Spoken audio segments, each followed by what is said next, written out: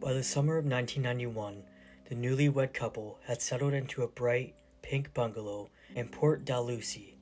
To their neighbors, they were normal, ambitious, and deeply polite. But behind closed doors, a terrifying pattern of behavior was solidifying. For nearly a year, the community lived in a fragile peace. Then came the spring of 1992. On April 16, 1992, 15-year-old Kristen French was walking home from school in St. Catharines. Just steps from safety, she was approached by a couple in a light-colored Camaro, asking for directions. It was a coordinated trap. Kristen was forced into the vehicle in broad daylight. But unlike the sudden abduction of Leslie Mahaffey a year prior, this brazen act left witnesses. The community rallied instantly. Yellow ribbons lined the streets, and hundreds of volunteers joined the search. That search ended in heartbreak. On April 30th, when Kristen's body was discovered in rural Burlington, the investigation was now a multi-jurisdictional emergency. The Green Ribbon Task Force was formed. Police forces across southern Ontario were hunting a phantom.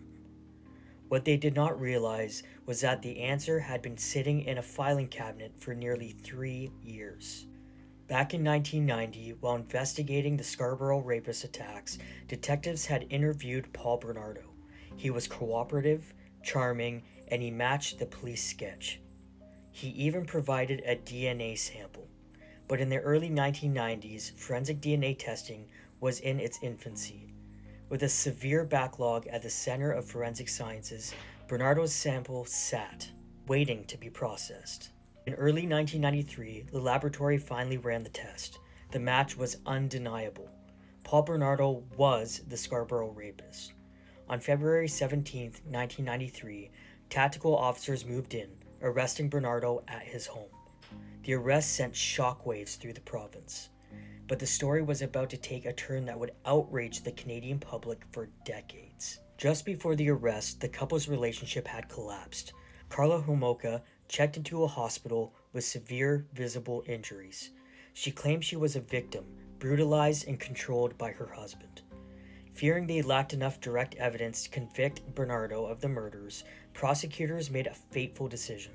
They sat down with Homolka's legal team. She offered full cooperation and testimony against Bernardo in exchange for a reduced sentence. She painted herself as a captive, forced to participate in his crimes under extreme duress.